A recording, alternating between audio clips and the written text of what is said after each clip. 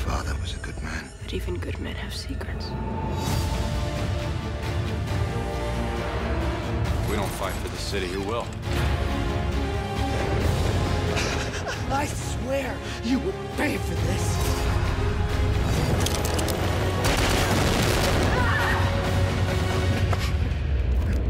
You think you know what I'm capable of? You have no idea. Everybody, welcome to What the Flick. Alonso, Bibbs, Francis, Gotham, Beasts of Prey. I'll never be your beast of prey.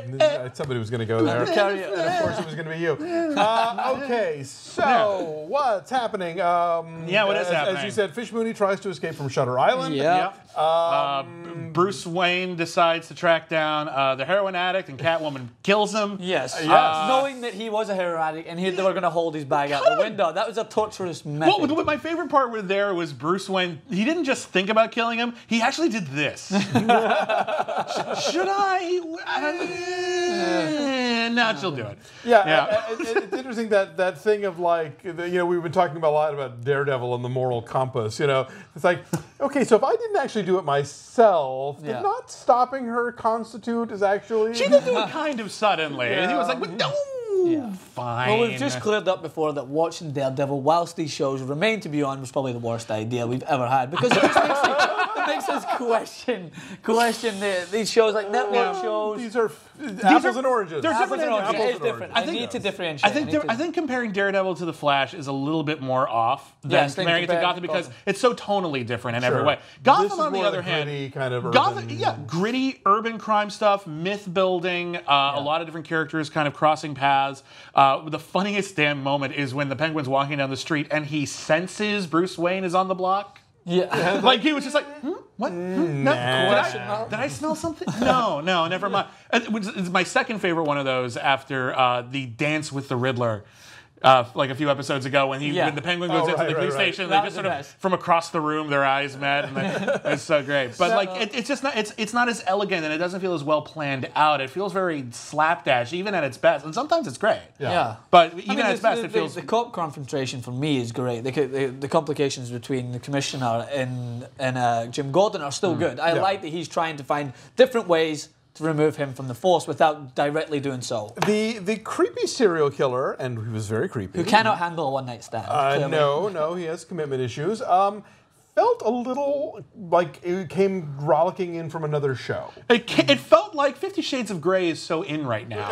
But I mean, it felt like a Law and Order SVU kind of creepy serial killer. And for this show, I don't know. It didn't seem tonally of a piece with our other sort of villains of the week that we've had up till now. No, but I think that's the freedom you he's can not have the balloon guy, which is a good thing. With only 2 episodes left, I think they definitely had a plethora of options. I think. There's 3 episodes. They had a plethora of options. They're not like on The Flash. They've still got 5 episodes. They need to fill it in. They could have. We've not really focused on what's going on with the Joker and his storyline. We've not focused on what's going on with the Red Hood gang. Where's Falcone? Yes, we haven't seen him in a long time. There was stuff going on. Well, this is the episode where he buys the restaurant. That's where to kill him. That's where the Penguin. No, he buys the restaurant to kill Don Maroney. Oh, okay, sorry. Yeah, Falcone hasn't. We haven't really seen him since he killed that girl who was kind of his mom. Right. Yeah. Yes. I think he might have showed up once, but he was gone. No. So and Barbara sort of breezes in and out when she feels like it. There's a lot of moving pieces, and it doesn't really feel like they're converging yet. No. Which again, with 3 episodes to go, you'd like to think that maybe they would. It seems like we're just doing another. The Flash does a villain of the week. The Gotham does a villain of 2 weeks. Yes. So we start off with the ogre here. I assume it's going to get bigger. There was that moment where Gordon's girlfriend. Wow, God, what's her name? I'm totally blanking. It's such a long day. The Dr. Homeland. Doctor lady. Yeah. I know that name too. It's bothering me. Anyway, forget it. Where she was just like, oh, that's my neighborhood. I'm going to get kidnapped next week, aren't I? That's might as well have been what you said. Like, it was really... I'm going to be the plucky Nancy Drew who helps investigate. Yeah. So, I don't know. I'm watching the show. I'm enjoying parts of the show, but like parts of it just seem so arch. The whole confrontation between Fish and Dollmaker is basically like, oh, so you were gonna kill yourself? You weren't gonna escape? I'm not gonna check to see if I have my keys. I don't really know what I'm gonna. It was a fun little escape bit. I like the switcheroo and everyone gets killed. That was fun. The misdirect was cool. I kind of thought it was adorable that Bruce thought a shooting gallery was a gun range. That was kind of cute. Yeah, that was. He's so young. You know, that's the kind of wordplay that like shows aren't going to spend a significant amount of time on. But I was like, why is he going to?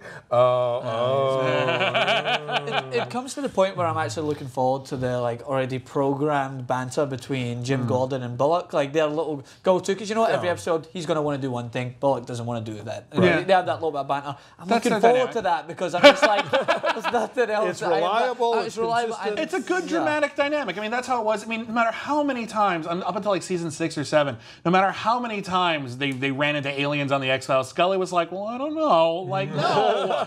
But it works. It's a dynamic that works. They work well together. They have chemistry. Everyone's got, there's a lot of good chemistry on this show, actually. It just feels like the plot's just sort of, oh, we thought that'd be neat. We have no idea how it ties into anything. Or maybe it'll tie into it just like, well, Fish has got to get back somehow.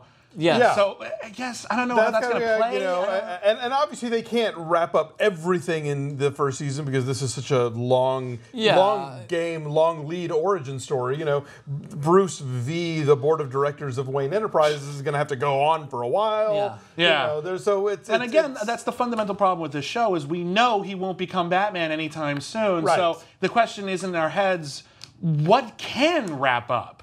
How far can we get, especially when you use characters who we know are important to the story later on? Yeah. And there's a part of it where it's just like the entire series is, in some respects, even when you're enjoying it, an exercise in spinning your wheels. Yeah, it's just when you watch shows like we said Daredevil, and even times at the Flash, it's not like they're on a time frame. I feel like with Gotham, they're like, all right, we've got 2 episodes, let's introduce a villain and then let's end it in the second episode. When they could draw out, and if it was a good storyline. In The Flash, they've at least, I think, made an effort to sort of stake out, this is this version of this character and this story. Yes. So, you know, it's going to be, you know, it's Barry Allen, but it's this Barry Allen that we've created for television. And you know, it's this Iris West and it's this iteration of Captain Cold or whatever. Yeah. And this show, it's more about, one of these days is going to be Batman, or one of the Penguin's going to be this. And so they have locked themselves into an end point, so they can't stray from, they can a little bit with Nigma working for the cops or whatever. But I'm sorry. They've corralled themselves in a way that I think is not as effective for drama. And even beyond that, they're structured very differently. The Flash basically has a Buffy the Vampire Slayer structure. We've got one big bad throughout the entire season. It's the Reverse Flash. But then individual episodes, because you can't fight them every week, you bring in someone, and maybe they're important later, maybe they're not, but it's just the villain of the week to keep us all busy and to give us some action. And you have a wisecracking Scooby. And you have a wisecracking Scooby gang. No, it's a and it works. It's a functional storyline for a genre show. But Gotham doesn't have that because Gotham is trying to like divide its attentions between all these different characters. It's trying to be, I mean, multiple protagonists. It's like it's trying to be Dickensian, and it's not. Like it doesn't have that. It's too simple a premise in some ways for how complicated they're trying to make it, and they're not making it sufficiently complicated. Daredevil is another example, and again, it's not entirely fair to compare it to Daredevil, but it's on right now. Let's look at it. Daredevil is doing something sort of a combination of both, but they split it between just 2 characters, 3 if you include Foggy. But is Daredevil, and then there's Kingpin. They're opposites. They're working at opposite ends of each other. They both have their dramas. We get to know them.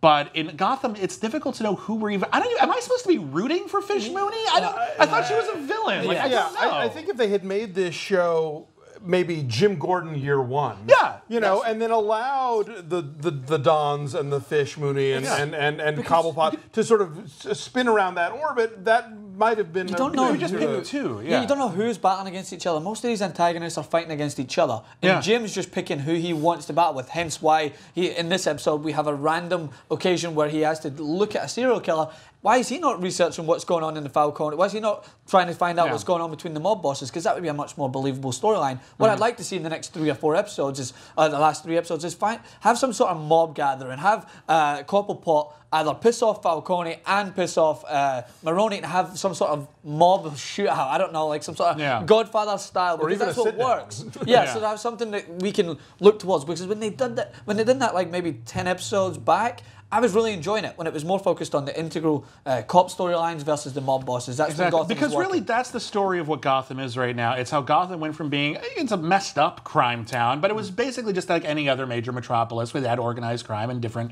entities within it, and then it became a freak show. Yeah. And I think also if you had oh, I had an idea here and it just flew right out of my head. It's back in. Does that work? If you had the mob you can do it. Do not cut this out. This is gold. This is gold. Shit. It's coming back. It's coming back. I can't remember now. But, thank you for that's watching. I remember now. Now that Gordon has been faked out by the fake young cop who looks up to him, he needs to go find and cultivate the real young cops that look up to him so that he can have other people in the GCPD that he trusts besides Bullock. That was good. it. Well done. Yeah. Well done. Because with him announcing himself as the president, I guess, of the cop union at the end, they could have had somewhat of a storyline there of maybe how they revolted against that. Because we could. Yeah, because he used his power to get into a position. He used what he knew. He blackmailed basically his way into that position. What is the result of that? No, it just gets left on the table. Okay, I'll blackmail myself. It's not Daredevil. There aren't dramatic consequences. Yeah. We gotta go. So let's see how they wrap this baby up. We've got a few more episodes, and then season 1 will be done. But we'll be back next week.